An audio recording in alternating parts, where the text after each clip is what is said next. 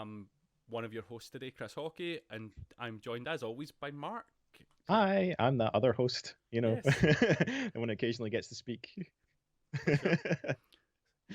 So, today we are doing our deep dive on Starship Troopers. You may remember this from last week, where we attempted to do a deep dive on Starship Troopers, but technical issues got in the way. Do we have a technical issues sign No, yet? We really need no, one. I'm gonna make one this weekend. Like that's my weekend task is to make our technical issue Can't sign. wait. We should just steal the ones from The Simpsons, like the Krusty the Clown Yeah. Show ones. I think they will fit our style very well. But yeah, we're going back into it. So, Starship Troopers, if people aren't familiar with it, is a sci-fi film directed by Paul Verhoeven. I think that's how you say his name. I think Let's so. hope that is. Probably easier to say than Denis Villeneuve or whatever the hell we're going for next time. But yeah, it's a satirical. What should we call it? Satirical? Yeah, I war would say so. movie that's set in a sci-fi scenario where bugs are apparently attacking the Earth, and we are now going to their planets to declare war on them. That's the main idea of the thing, but it's a lot deeper than what it sounds. It was actually originally based on a sci-fi novel of the same name, Starship Troopers. But the original novel itself was not actually a satirical take, and the author was very much for military control and corporal punishment and all those kind of bad things. So naturally, when this film launched, it got a lot of flack because people didn't understand satire because most people who watched it were Americans. Yes, so it's a very misunderstood sci-fi movie in It's general. one of those films that I think it was later years that people looked at it through the lens of what it actually was. It's like so when people started really looking at it, biggest problem was it was put out as like an action film when you see trailers and everything. Like Yeah, you could get why we people go to the cinema to see it. They think this is just like the equivalent of like an Arnie flick, yeah, it's Team America almost. Space Police, you know. Yeah, Yeah. very much so. One of the things the novel had in it that this doesn't have, and they needed to have it, was the mech suit. So, Budget, Chris, budget. Can't afford but all yet these they brought top the, name actors. but yet they put the mech suits in later. Oh, and the sequels. Yeah, in the last one, and they were Not terrible. fucking watch the sequels. If they're not directed by Paul Verhoeven, I do not care. Yeah, I've watched all of them actually, Hmm. and the third one is mental. It ends up being like weird Lovecraftian worshipping the bugs who are trying to impregnate the humans, and then big mech monsters come in and shoot everybody. Yeah, see, I think that the sequels and anything that kind of follows, I think there was actually even a cartoon series, if I'm not mistaken. Hmm. Like, yeah, I think we can disregard that as part of our discussions Yeah. because they don't really lend anything other than a generic sci-fi action facade. So the way this kind of goes is we're following a group of teenagers who have graduated high school, and one of the big parts of the film that comes up really early is to really get ahead in this society, you need to be a citizen. And now Yeah. a citizen is very different than a civilian. A citizen is someone who has a license to be able to do most of the things that we get as our natural rights: to vote, to be able to have a family, to be able to run for office, to be able to do a lot of these things. And one of the best ways to get there is to join the military. Yes. And they make it look so cool, is the thing. It's almost like they're trying to make fascism cool, is the Yes. kind of joke that Well, they're putting. but this is the thing, like, so when your society only allows you to become a voting citizen by joining the military, they're kind of perpetrating the military government by only allowing military people to vote for them. Yeah. And they're going to vote for the military, obviously, unless they're like completely dejected. But I'm guessing most of the higher ups hope that they're dead due to service rather than Exactly. This is a yeah. really interesting part near the beginning that on kind of bit of research before we came back, because it's been a while since I've watched it, since two Mm, weeks ago, was the father of Johnny Rico. So Johnny Rico is our main guy. We're following him, played by yep. Casper Van Dien. Yeah, Van And Dien or Van Dyne. I Van don't Dine. maybe yeah, Yeah, one maybe. of one of the two. Um, Mhm. his father's an intellectual. Yes. It's made very clear that he's a smart, intellectual gentleman, and he's Hmm. seen as the bad guy. It's almost as if being intellectual and Yeah. having free thought is the worst thing you can do. Yep. And he is seen as that stereotypical teenager dad, like, I'm not gonna do what you tell me, Dad. Yeah, but it's almost like Attitude. a role reversal in this one Yeah. because he's rebelling against going to university in a sense. Instead of getting a job or going to the military, which is a lot of kind of teen movies, is always just go get a job.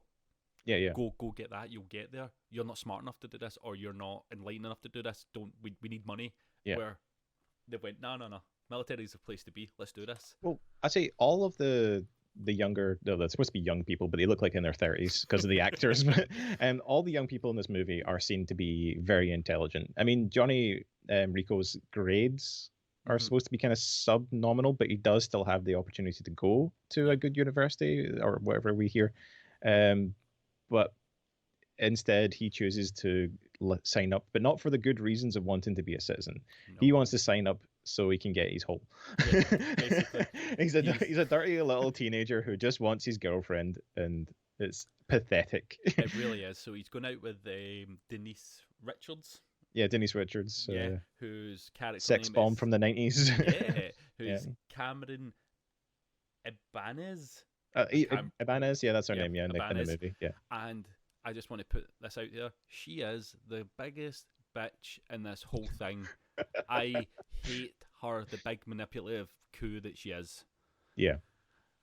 It's like everything about what she does to him, and then the fact that she drops him on a fucking dime, because the time scale of it all makes it look like he's only been in boot camp for like a month, maybe. And then she's like, mate, this isn't working. I'm going career. This is cool. And he's like, you do realise I'm going to probably fucking die here, and then you're breaking up with me? Are you kidding me? Yeah. It's...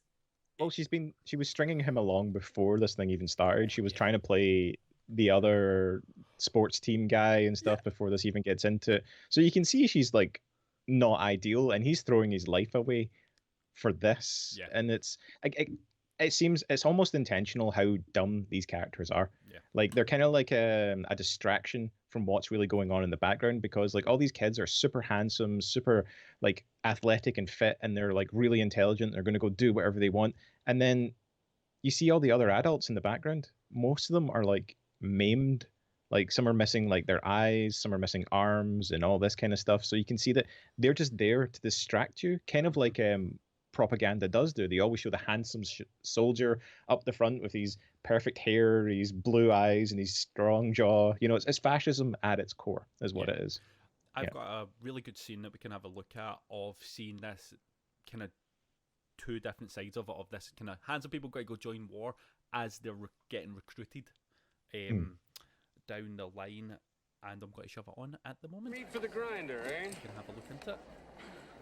So how'd your kids do? I'm gonna be a pilot. There they are. Those beautiful, Good for beautiful you. people. We need all the pilots we can get. Hey, did you get Starside Neil R&D? Patrick No. Harris. I don't believe You always you. forget that he's got in games this and as a theory. super psychic. Games in theory. That's military intelligence. Way to go, Carl. Next time we meet, I'll probably have to salute you. What about you, son? Infantry, sir. Good for you. Mobile infantry made me the man I am today. Man I am today. And I have no legs. And it's just that one wee moment of, this could be bad, and then it brushes past it. It's... Yeah. Like all these sort of things are just kept in the background most of the time as well. Like he's two main teachers are obviously maimed in some sort of way, but the only adults you really see who are not like kind of fucked up by the war effort are his own parents, but that's because you can tell that they are pacifists. Like they are people who do not want the war government, but obviously what can they do? They haven't signed up for the military, so they can't vote. So their opinions mean fucking nothing. Yeah. And then from there, we just jump straight into boot camp. This is when the film starts ramping up into the action film that we think it's going to be. Yes. And we get to see how brutal the military actually is for these guys. It's not just your normal military training. This is... It's a great point because like they kind of like this shows the contrast between their ideals and lifestyles of these teenagers, but against this military background, because they're still acting like they're on high school football teams. They're running around, they're having laughs, they're trying to like poke fun at their military trainer. What do they call those again? Boot camp officer or something? The drill sergeant. Drill sergeant, right? They're trying to poke fun at the drill sergeant like he's their coach or something like that, and he just gives them the harsh reality. And like, he breaks one's arm, stabs one through the hand, I nearly chokes killed. one out. Yeah. Like, it's fucking sick. It's kind of mad, and then the penny really does drop when Rico hits the point of being the squad leader. So Yeah, he gets given the job as squad leader because he's shown himself to be a prime subject. Yeah, after their amazing game of Laser Quest that shocks you. Yeah. Yep. So he gets that moment, and then it's his first live training, live fire training exercise, and something goes wrong with one of his squad members' helmets, and he takes the helmet off like an idiot. To be fair, that's even on this guy who takes the helmet off. That's a dumb move, right? Mm-hmm. He takes the helmet off and gets shot in the head. I want to say, I don't think that helmet would have stopped that bullet. It probably would have still shot him in the face, yes. Yeah, that dude was still gone, and we get to see some beautiful practical effects at that moment. Like, that is some... You say beautiful, it was pretty gruesome. Gruesome practical effects, gruesome, yes. But you know what I mean? There's beauty in being able to make something look that horrid. Yeah, like, as a man's head explodes before it was so good. So yeah, we have that moment, and we get to see some of the budget sneak through in this film of realizing that they've got some money here to actually do some cool stuff. I mean, despite the fact that you've just seen an entire boot camp filled of armored up people, they've made this entire scenario real. You just don't notice it because it's so well laid out. Yeah, I think it's the beauty of this film, really. The next big thing is he gets corporal punishment. He gets lashed. I think it's like 10 lashes. Mm-hmm. And that's when you find out that this happened to the drill sergeant as well. And this is when you realise this isn't just the military. This is, you're kind of nothing to us, and we'll treat you as such. And this is how we deal with people who get out of line. And they basically are saying follow orders or you will suffer the consequences. And that's like, and they seem to take it so lightly as well. No one's really going, oh my god, this is totally out of line. And it's I think one of the major parts, obviously, is that the person who's issuing the punishment is a black man as well. He's whipping this person, and you're like, surely this society has gone so fucking far beyond what what we're aiming for as a society right now. You can see that things have gone so fucking wrong that's a thing that can happen. It's disgusting, but everyone's just standing there yeah, well, he fucked up. Yeah, guy died, so he deserves to get absolutely tortured for it. Yeah. And it was after that moment he's like, I'm fucking done with this. My girlfriend left me, I'm out. And then the bugs attack. We have the bug attack. The bugs attack, yes. Yeah. From the other side of the galaxy with the meteorite that got there. Unbelievably quick. And I am not joking. They show you a clip of where the bug planet is. So this is the other side of the Milky Way. And we're at this side of the Milky Way. And it happened within an hour. And I'm it's a calculated strike from the bug planet using their... I don't know, because this is the thing. They call them a unintelligent sort of savage race of bugs that just attack on instinct, but somehow they could make complex space calculations to launch meteors across an entire galaxy. It's you can see the elements of the propaganda starting to show. Yeah. It's very much like a, what do you call it, false flag? Yeah. Is that what they call these things? I think so. Do you know what this is as well? This is when you start seeing the satirical side of it. This is when you can start noticing it. Because everything before that, you go, a satire, it's just a military film. Now, this is when things start dribbling in, when you start going, that's fake news. That's super fake news. No, that doesn't work. Yeah. And then we start seeing a lot of this kind of ramping up, and they're going to go to war.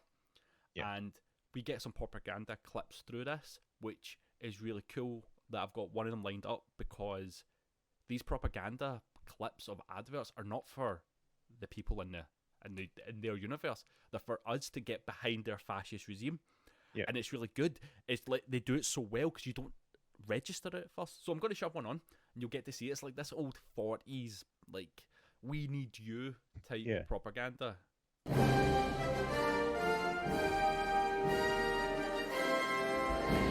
Young people from all over the globe are joining up to fight for the future. I'm doing my part. I'm doing my part. I'm doing my part. I'm doing my part too. They're doing their part.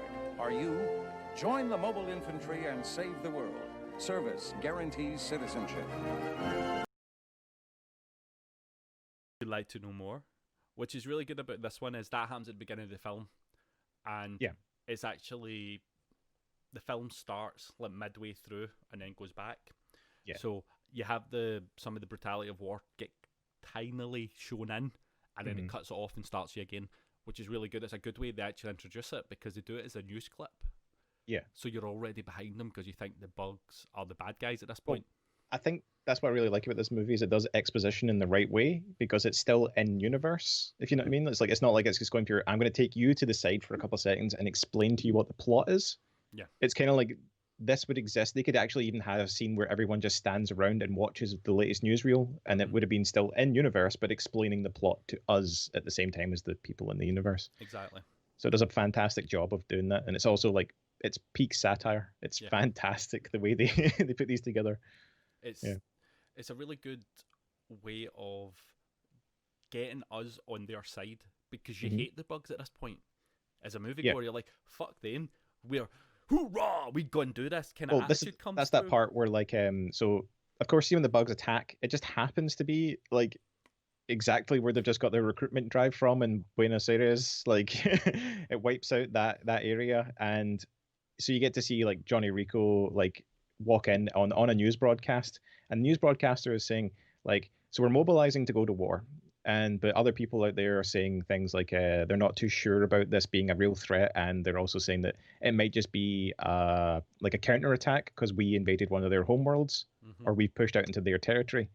And Johnny Rico just takes over and jumps in and goes, yeah, well, they killed my family, so I say we kill them all. Yeah. Like it's the mobilization of them is not to defend Earth, it's to go to their home planet and kill them all. As it draws parallels to like the War on Terror sort of thing, but that happened after this movie.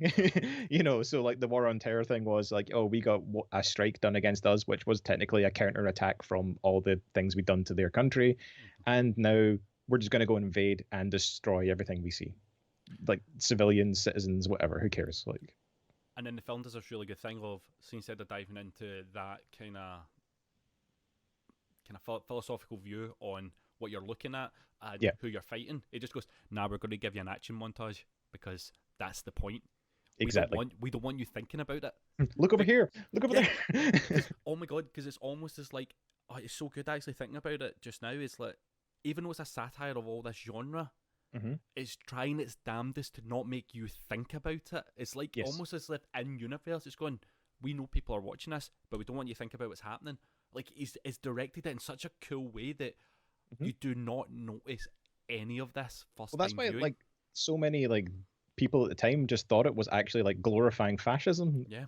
But they couldn't just see it right under their nose. Like like, why are they wearing SS uniforms? Is this supposed to be good? Like, are you fucking stupid? It's that thing. It's so overt. It's covert. Yes, especially as you say, like once we get to like the idea that people made sequels, like it's kind of forgot to keep the satire as part of it. It's like you fucking missed the point. I'm going to go off into the sequels just very quickly. Right. That you brought it up great because I've watched the sequels. The sequels try and create war films, and the biggest thing is they don't bring up any questions of how you see the military or how you see government or how you see people or how you see the effects of war.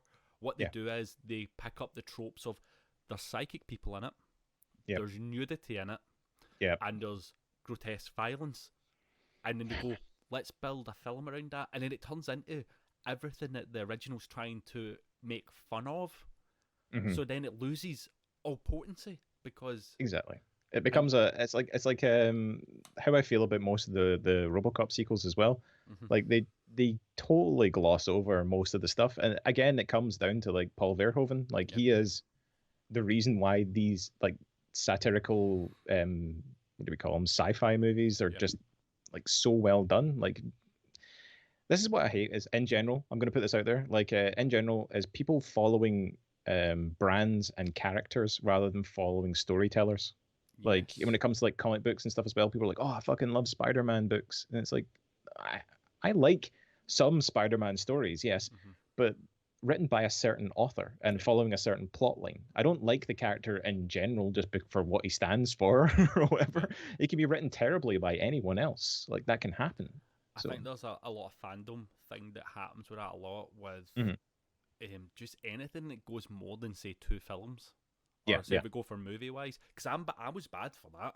I was terrible for just standing by shit, absolute trash films until the last few years when I started watching films, not movies, films that actually give you questions or Yeah, gives yeah. you a reflection of yourself. Because most films, in my opinion, has to be people orientated. Like your film needs to be about people, whether that person be an alien, whether it be a person, a dog, a Smurf, whatever. It has to be Yeah. about that. And I find a lot of these franchise films, because they turn into franchises, they become about themes and they Yes. become about tone more than people. People make the tone. Tone doesn't make the people.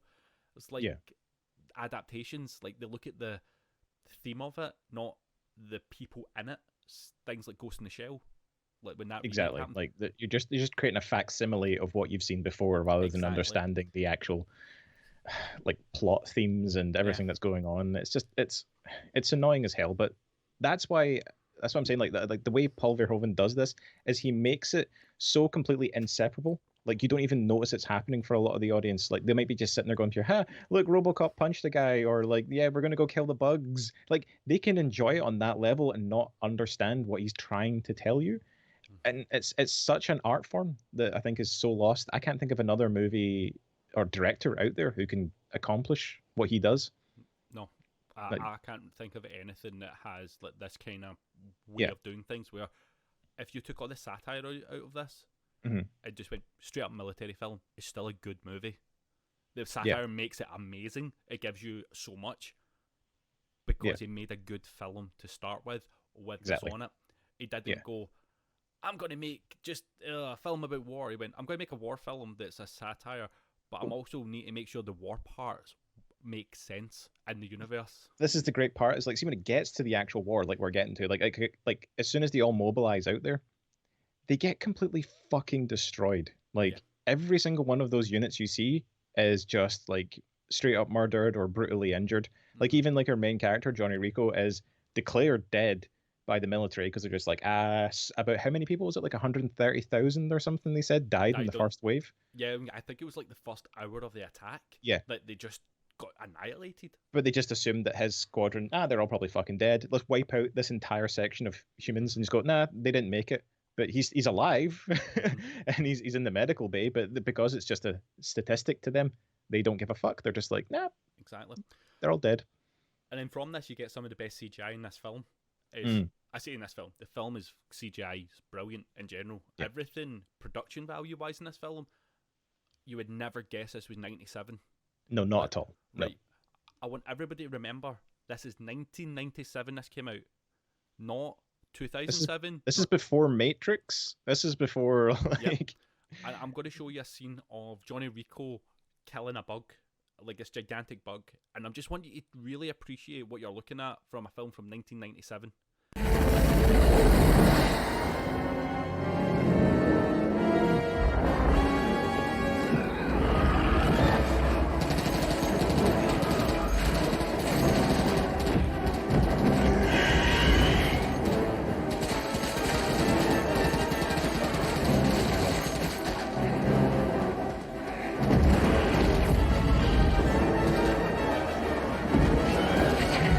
Amazing for me because I love VFX. I think VFX are brilliant, and I think they're the way forward for a lot of things. Is how they use it.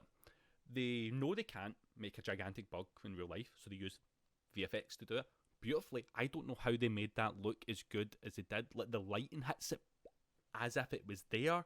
The movement of it was good. Even Johnny Rico's CGI version of himself, or even the cut out version of him, or however they done it on it, look a part of it.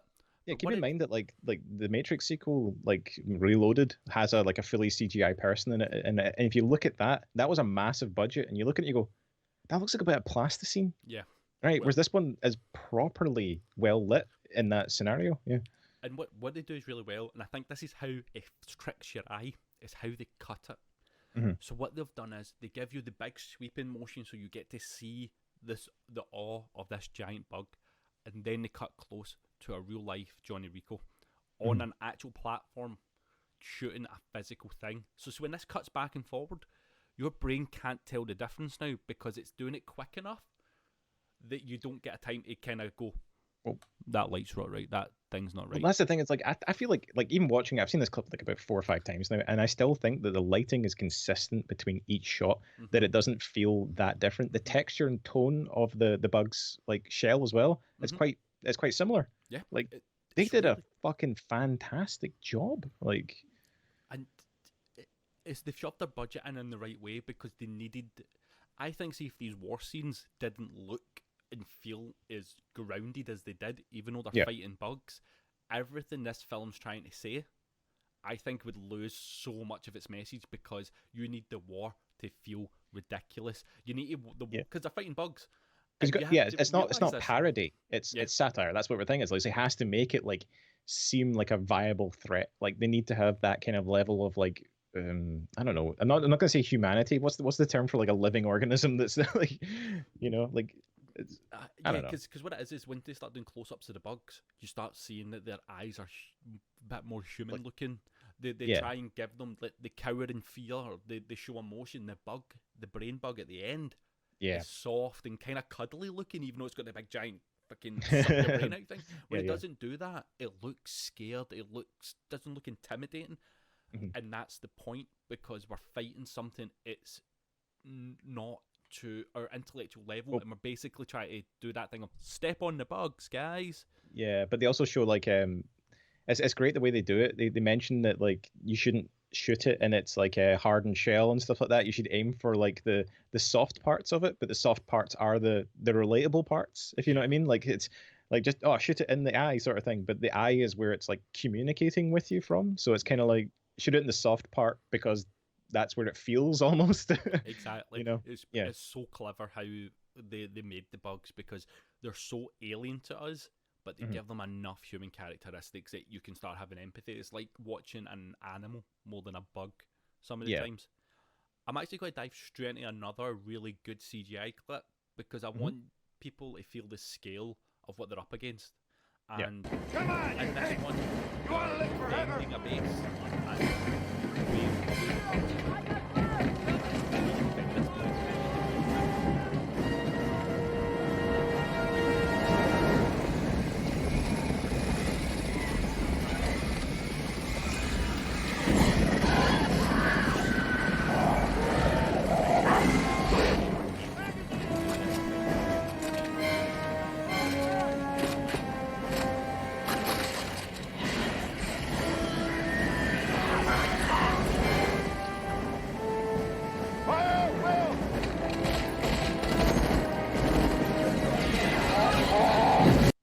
Because look at that, see that bug dying with the CGI in that moment? That is up to nowadays standards. Everything Probably broke better off. in some of them because it's consistent. Like it's actually like it's because nowadays a lot of CGI like houses they use like physics simulations where they'll create that one model of the bug and then they'll duplicate it like on like 40 different times, and then they'll use like an AI of sorts to kind of get them to like act in different ways as they run towards a certain object. Whereas you can tell back then those technologies didn't exist, and that probably would have taken them a fucking year to render, probably. I can't calculate it in my head, but I remember trying to do rendering in 3D software back in those days. Like, and honestly, to render one scene, it took about 10 minutes. Yeah. So to do that many frames of that many objects, fuck knows, man. Yeah, it's something that I'm actually wanting to look into. And if I end up finding information on it, I'll bring it up next time. Like just very quickly. It would be really good to like see the process they did. Yeah. Of how they done that in '97, because I'm going, there's no way there was something out there that could do multiple people, multiple things like that. Because if I look at them, I'm pretty sure all of them are moving slightly different from each other. It's There not, might be some copy and yeah, paste going on, but but a like lot of them to are be just fair, like what was the? I'm trying to remember. Was it the Lion King that did the first kind of like major scale CG thing with yeah, the buffalo sort of rush where they trample yeah, Mustafa? Is that his name? Yeah, the I think dad. so. Yeah, the dad. Yeah, the Lion King's dad, the king of the time, the one that's not Scar or Simba. Yeah, But yeah, like they do that thing where like they duplicated a lot of them to kind of like just save on time, but they yeah. basically copied and pasted in rows. Hmm. But yeah, that was probably about the same time, really, wasn't it? It's about 96 or Yeah, something. I think I so. don't know. So maybe there was something out there at that time that they could use, like industry standard, like that they could use to do that. But I love watching that bug die there because see, watching the bits flying off it Mhm. is so well done. I'm like that looks like real bullet impacts. That looks like that's what Someone the hand CG. animated this Yeah, physics. and that doesn't You know? normally when you hand animate it doesn't look right Mm. because we don't know weight. But every time that you see something get shot in this film, there's a lot of like this. Yeah, That's yeah. everything's impactful, and then they blend in practical effects of like when they decide to blow up a bug nest. Yeah. They decide to take it to a quarry, by the looks of things, and just blow up a bit of a quarry with Yeah, like real. the practical effects are like phenomenal as well. Like making all these like moving parts because they actually have like some up close bugs that are made of Yeah. like actual Like kind of big physical puppets. objects. Like yeah, you can see that they're obviously filmed and cut off in certain angles because they might only have like a head and a Yeah. couple of legs. They wouldn't have the full body made. But the way they choose to show them is like Mhm. perfect. They blend in seamlessly. It was like watching the bug die with the eye that I was Yeah, talking about. so it's kind of like That was a puppet, but what they did was they made obviously the head, but they shot it so close in Mhm. that it didn't matter because it created the impact of what it needed to do. And then watching the blood spray all over them, and I love that they do over the top blood, which I think this like film squibs, needs. proper Yeah, proper squibs. Like yeah. yeah, Everybody's just covered in green and things. yeah. So, film begins to ramp up. Everything changes for the people in it because we're kind of wrapping up the actual story of this now. I think because But no, I mean, like you got to get to the kind of what we need to say about the war scenes is like everyone who's like been seen from the beginning of the film. Quite a lot of them are now either dead or injured, right? yeah, And they're kind of they're changed by war. What was once like these like cute faced, fresh out of like high school, ready to go join the military people are now these like hardened, like horrible lost humanity people. yeah, You know. Johnny. I don't know how they done it, but they aged them. I don't know how Mhm. they aged them. I think it's just the stubble. It must be the stubble. But man, that dude looks like he's seen some shit In and one some year. stuff in 1 year, 1 year. and I don't Yeah. think he would recommend it. No. It's So like you got a clip for this or I've got that clip lined up Nice. actually. So this is a good moment to show you the Officer on difference deck. between- Carry on. Yeah. Same three Burial people from detail. the beginning is a really Dismissed. nice kind of analog of duality of how they've changed, should I say. That is. How are you, Carl? Carmen, good. Johnny, I'm sorry it had to be your unit on P. That mission had a very low survival probability. The bugs laid a trap for us, didn't they? Elegant proof of intelligence, isn't it? We thought there might be a brain bug on P. You knew and you sent them anyway? We couldn't afford to launch an operation if there wasn't one. You don't approve? Well, too bad. We're in this for the species, boys and girls. It's simple numbers. They have more. And every day I have to make decisions that send hundreds of people like you to their deaths. Didn't they tell you, Colonel? That's what the mobile infantry's good for. Actually sums up the film quite well on the attitude towards everybody. Yeah. The the fact that like it doesn't even when he says Carmen, he just goes Carmen. It doesn't even say like it doesn't respond to her how are you. It doesn't say like hope you're doing well or anything like that. Or I'm glad to see you've made officer or whatever. It's just like you're Carmen. we've got shit to do. Let's Yep. get this done. And it's watching Rico just accept who he is and his Mhm. lot in this war. He's fucking cannon fodder at this point. And he's like, that's who I am now. Like see when he that point as well. There's this fucking horrible idea that like Rico like he's still supposed to be like maybe like I don't know what age he'd be here like 19, 20 Something and the like that. character wise, right? But at this point he starts like putting out his own squads and assembling people, and what he has on these squads are people who look about 6 years younger than him. Yeah. Right, he lines them all up and goes like, "Oh, where did we get all these kids from?" and that kind of thing. But these ones look like actual kids, like probably like 14 or something like that. So he's now willing to send child soldiers into battle, knowing full well that probably 80 to 90% of them will die. Yeah, it shows you how quickly people change when it comes to things like this. Of just going, this is who this is. We don't care anymore. But again, this is what, see if you go back to remembering the first scene of the movie, which is like set after that war, like it shows you the propaganda thing. It says clearly that they now have an impenetrable space defense that stops all the meteorites and stops anything coming into the Earth's atmosphere. This is no longer a threat to Earth. This is now about them purely just invading another species planet. And it's fucking disgusting to think that they're willing to kill so many people for it.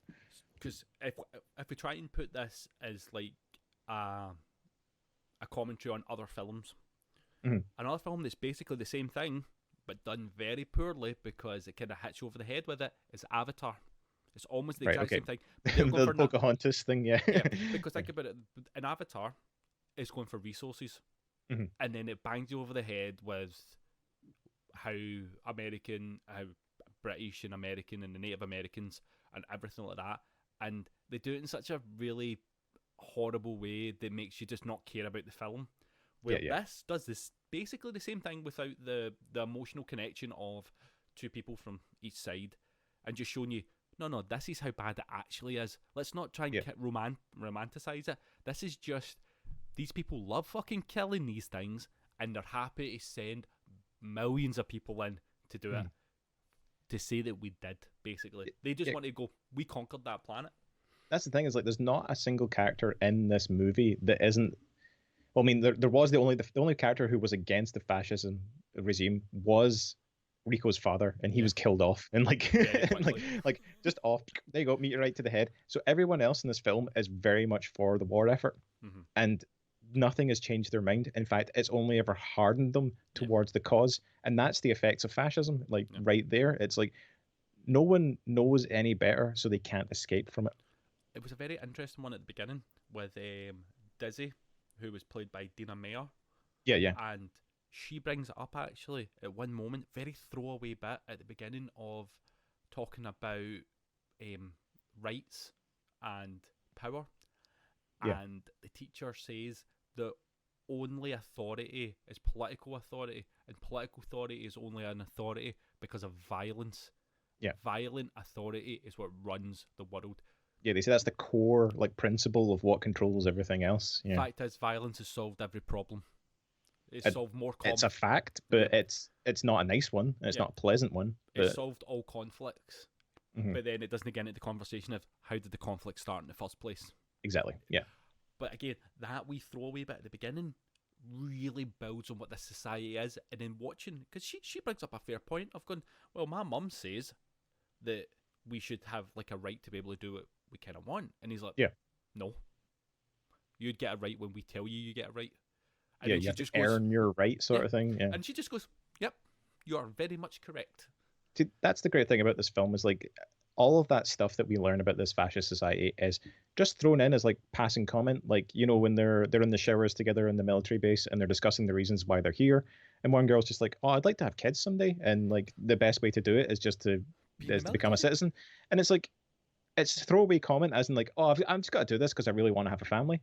And you're like, what the fuck? Like, no one bats an eye to it. They're like, oh, we should probably think about reform for this kind of thing. It's like, oh yeah, cool, glad that's what you're here for. Like, another thing that this film brings up, actually on a good side of all this, is, see, because they don't actually care about their citizens, men and women are treated completely equal. Yeah, like film.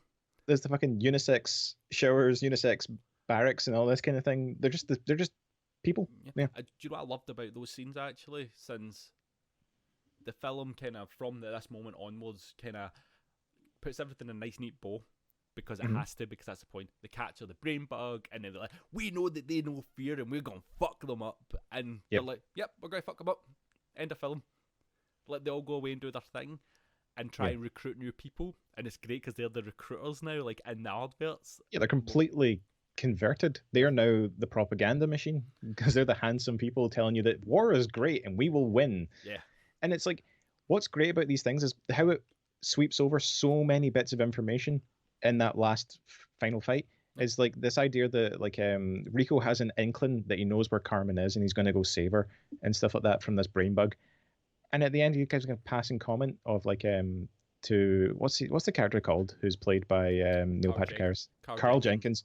Yeah, so Carl's supposed to be like a Psychic. ESP psychic, and he's like, Carl, you let me know where she was, and he goes, well, that's classified, as in like it shows that they've now established that they can mind control humans, and they're just sweeping it over the under the rug. They're just like, no.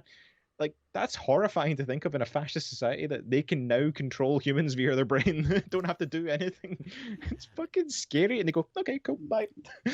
And that's the big thing. So when they capture the brain bug, I Mhm. think that, just my mad theories, is they needed that brain bug not to stop their armies, But to that they learn could- how. how to do the psychic stuff better for their own society, to create hive minds. Because I'm pretty sure that's a theme in some of the later films. Right. I think of like the bugs taking control of people's minds, Mhm. which could have been a really cool concept that they could have really explored. But they mentioned that in like obviously in the film and in the background that the bugs were able to like make you do things once they like took out your brainstem or something like that. Like they were figuring out ways to do it. So it does have like all these implications. It's the same idea as like if we go back to the kind of war on terror thing. People weren't doing it to stop terrorism. They were doing it to get oil, because there was resources there that they needed. So again, this film does a great job of just giving you enough information to let you piece together what's actually happening. But for everyone else, they just get the fake news, they get all the propaganda, and they're just like, yay, war. That actually sums that up beautifully. That is exactly what this film is. It's a tale of two movies. Yep. But I want to quickly get back to say the equal shower thing. And Yeah, stuff. yeah. Do you know what I loved about watching all those scenes and the nudity in it? Was watching people not give a fuck about someone else being naked. There was no sexuality put into it. Keeping in mind this is this is a 90s movie Yeah. where the only nudity you had was overly sexual, but this one was just kind of like, yeah, these handsome people are naked, but it's not for the purposes of like sex or anything. It's just because they don't care at this point. They're just people in the society, and I don't know if it's a good thing or a bad thing when you think of it in the context of the in the context of the film, it's not great because it means you aren't anything to these people. Dehumanized. But to us as a moviegoer, Yeah. especially nowadays, and of how things have became, seeing an unsexualized versions of especially females in this was actually really lovely to see. It gives you a better respect of how to handle nudity without saying, there's a sex object, have a right good nosy, because it shows you equally guys naked as girls. It's like, again, you still see the kind of typical male banter, but that's outside of that situation. They're more respectful when they're with them, but when they're like, oh, your girlfriend's hot and stuff, but you see the women doing it as well in the barracks with them, just taking the piss. And it's kind of wholesome to see that sort of thing in that sort of like time period, obviously, to see like just gender roles and people just being like leveled out into like a fine area. Yeah. I just thought it was a nice wee thing to kind of touch on, considering we're talking about fascism a lot. And the film has a really wholesome part in it. I really wonder how that came about in that society, though, with like this war. I'm guessing, as you say, it must have been they leveled the playing field so that they could have more soldiers. Yeah. Because even like the what do you call it? In one of the propaganda things, you see that the leader of the current government is passed on to another leader, isn't it? Yeah. Yes. But it's a woman, it's a black woman who takes over from him, and it's just like there's no fanfare about it, no nothing. It's just pure, and she goes. And again, it's kind of really nice to see that sort of thing of just pure like no one batting an eyelid, just go on with it. It was really cool to see, but the context of why it became around is a sad tale, but progress in some sort of regards, I guess. Yeah. So, in whole, for me, Starship Troopers is this fantastically sexy fascist satire that is done so beautifully that you can use the phrase "sexy fascism." That's what it does. It makes The thing is, fascism like, sexy as hell. It's like, You've, that's a you've fucking got to good. wonder if there's people out there, like there must be people out there who actually probably think of this as a doctrine. Like they Yeah. probably think like, oh, this is the coolest shit ever. Like we should do this. Like because they sold it so fucking well. They did. It's like, you know, when a satire's really good is when it blurs the line of it being a satire. Because if you Exactly. watch this, without really analysing it, it's not a Mhm. satire. It's when you start digging, you go, oh, that wee bit and that bit. And The I closest thing I think can think it's a that B blurs the movie line between like satire and with stuff is kinda like maybe like almost like Get art Out. house. Have you seen that film? philosophy Like that behind kind it, of does you know? it It's yeah like, really well. Where we're like gonna hit you with it's all the heavy stuff from an it's a indie horror flick movie with a horror with movie B tropes, movie but if you look madness, beyond it, it is and it's basically a an entire combination, as you satire say, of they did it in Robocop as racism well, and white knighting basically, and stuff they've like never that, and done like since that I would where that could love lead see to. somebody try and do it with So something that's the that's closest thing I relatable can to think that's nowadays, as to things intelligent that as something happen like in the this. But I world think even Get now, Out is but I more don't know if overt anybody about its would themes really than do that. it needs Okay, to. if So they the did back closest then.